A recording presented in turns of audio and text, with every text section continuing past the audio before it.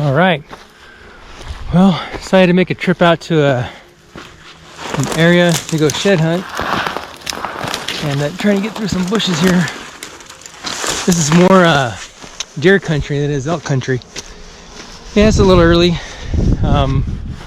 for browns. I think for mule deer, at least that's where I'm at, in mule deer country. But we're gonna go hike through this country and see what we got. See if I can turn up an old shed, old chalk, and see if these mule deer are still packing. We'll find out.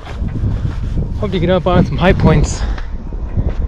As you can tell, it doesn't look very high up, but up there should be able to get a pretty good vantage point. And I'm really just glassing to see if these guys are still packing. So let's trek up. This is low desert country, and what sucks about it, there's cactus everywhere. There. Makes it a pain in the butt, but well, let's go burn some calories and some time and see what we find. Check back in a little while.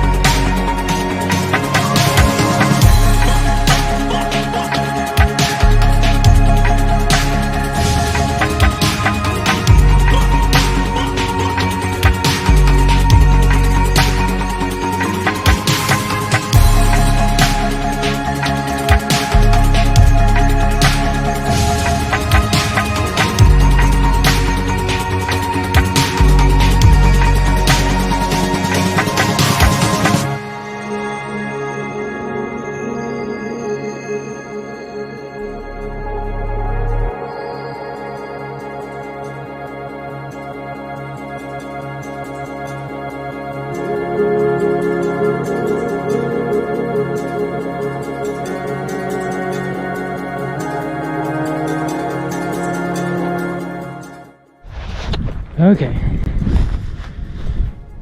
Nothing yet. A lot of sign in here. A lot of good sign. I don't know if it's fresh or not. There's a couple beds back underneath these junipers, but as you can tell, I'm working up this draw right here, and trying to get some height. And I'll start glassing. So I'm not a very good glasser, but I'm just showing off now. But I don't know. I don't glass up sheds a whole lot when I'm out shed hunting. Usually I walk right on top of them when I find them, and that's kind of what probably will happen today if I find anything. But there's that cactus again, everywhere in this low country. I'm not used to doing this low country stuff, trying to avoid kicking a cactus with my foot. That's no fun. That'd make things horrible, but we'll keep on moving and see what we find, or not find.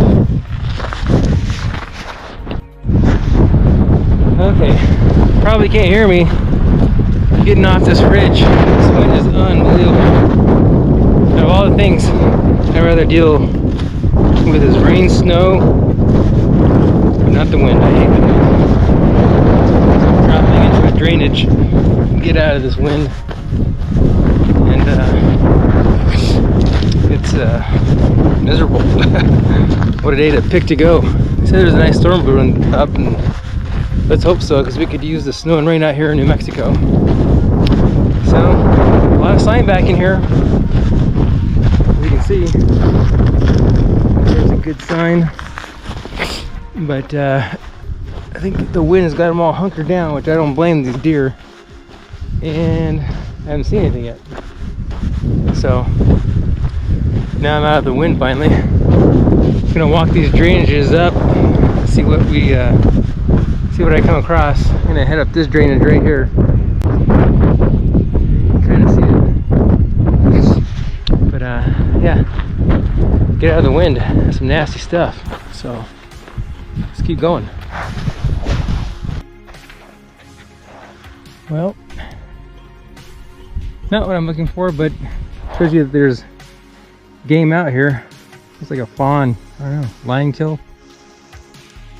But they're in here. Little patch of fur. I've heard the lions out here are pretty rampant, and goes to show you that predators. Oh yeah, here's the carcass right here. Yeah. Just what I thought. It was a fawn, or it may have been a doe, but lion kill for sure, I would guess. But you're not finding much. Draws, the Mexico draws are coming up, or the due dates are coming up pretty soon. They'll be upon us before you know it.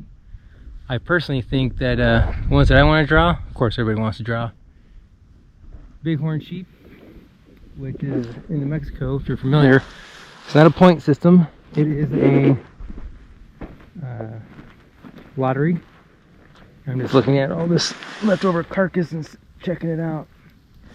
But it's a once in a lifetime hunt, and but it's luck of the draw. It's a lottery draw, so it doesn't matter how old or how young you are, put in, because you never know who's going to draw it. That's one I definitely would, I think all of us want to draw. Oryx, I'm going to put in for oryx. That's you do it on the on range, they call it on range. That's a once in a lifetime hunt, so haven't drawn it yet, but I keep putting in, and hopefully I'll draw it one of these years, maybe this year, never know. And I think another one is, I'm going to put in for rifle ibex down in the Floridas, also known as the Rock. A lot of Mexicans know about that one. And I think it's starting to gain a lot of popularity because everybody wants to hunt the Rock, and who doesn't want to hunt these big old billies up there on that mountain? It's a challenge. The bow hunt's even more of a challenge. I think those guys, which I am a bow hunter, but I don't know if I could put in for the bow hunt or not. It'd be quite the challenge, but I'm gonna keep heading up this draw.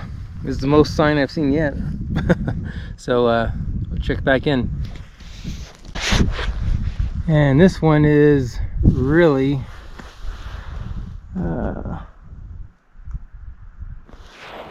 just a little too, you'll see. It's the nasty drainage. I didn't want to get in this one, but I'm in it now. So, oh well. Been a nice hike so far.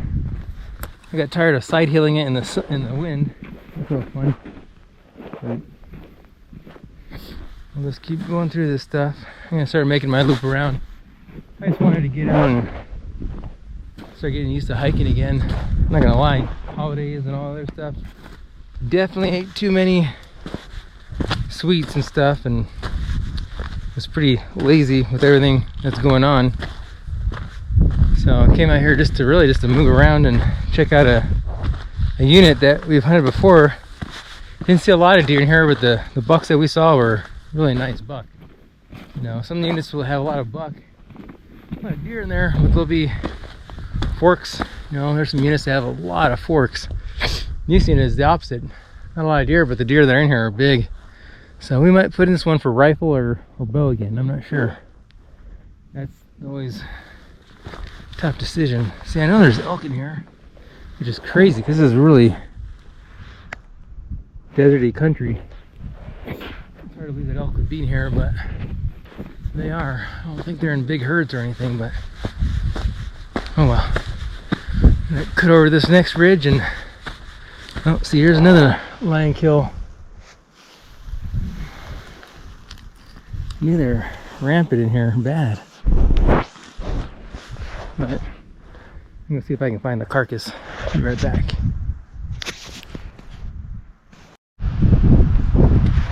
Well, I'm gonna turn around and head back. I'll tell you what, man, the lions.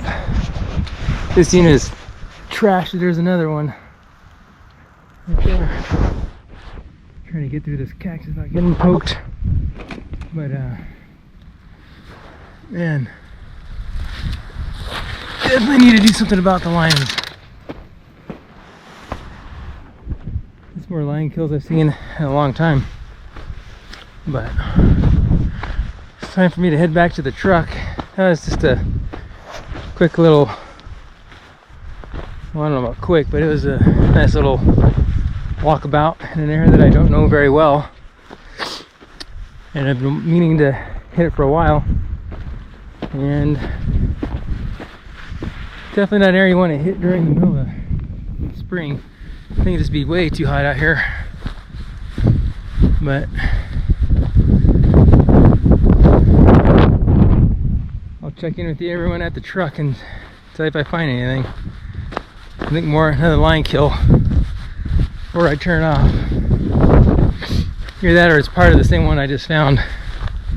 Yeah, it's a whole no. I think it's another one. Look at that.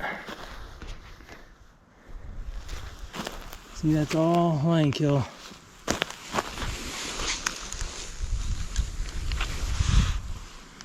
Crazy.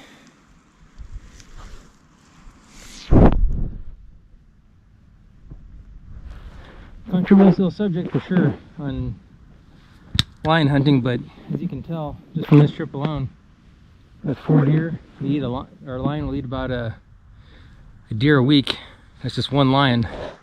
You can imagine what 10 lions would do in a small area. They just wreak havoc on these herds, which I think they are. They already have a hard life out here with all this being in the desert, not a lot of water, and then I gotta hide from lions too at the same time because just ain't doing a good job getting them. But everybody knows they gotta have dogs, or so you have to have dogs, but dogs definitely make it easier. And man, I wish we could come up with a system to help out the houndsman out there to go out hunting lion, kind of curtail this population of lion and get them some money and help our deer population out. Maybe I'll talk about my theory of how to solve this problem. You gotta hear it. I'm not sure if it works out or not, but we'll talk about it. Okay, I was going to talk about my lion kill, or my lion hunting solving problem here, but here's another one. There's littered with them, and that I believe was a buck because there's his head.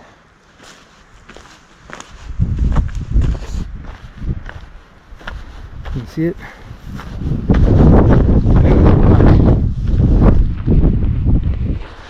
And it's sad because he even died in the fur. He's gonna be a nice buck. And that's a lion kill for you right there. So this is my theory. You can tell me what you guys think, but here in New Mexico, when we apply for all our hunts, if we all, you know, say they raise, let's call it the habitat stamp, and let's just stick to just numbers, make it simple. Say everyone, when they applied for their hunts, they chipped in $100, or I'm sorry, not $100, $10. And you didn't get that $10 back, but that goes to a pot. And what that would do was allow, you know, say the pot builds up, and by hunting season, when it's actually time to go hunt cat, say that pot that Game and Fish has built up to, I don't know, between all the applicants, between fishing, hunting, that adds up to, let's just throw out a number of $10,000. I know that's a small number for hunting lions. If that gets 2 people, or even 3 hunts, paid for through Game and Fish, through this pot that we're collecting together to go hunt some lions and kind of curtail it and beef up our deer populations here in New Mexico. I think we have a big problem. You know, unlike Utah had a bounty on coyotes, and when they installed that, Game and Fish installed that in Utah, I'm sure everyone knows on social media, sorry, my nose is running, their deer populations are, it seems like they're very well, and people are very successful out there deer hunting, and they have a really good gene pool out there. Here in New Mexico, it's hit and miss. Some people probably debate if our deer populations are bad or not, but they could use some help from the hunters and from Game Fish. So like I said, I hope to turn on the comment section in the YouTube channel, and let me know what you think. So heading back to the truck again. Hopefully I don't bump any more lion kills. Starting to A little depressing. Know that there's that many out there in this unit and that crashing the deer population out here. But oh well.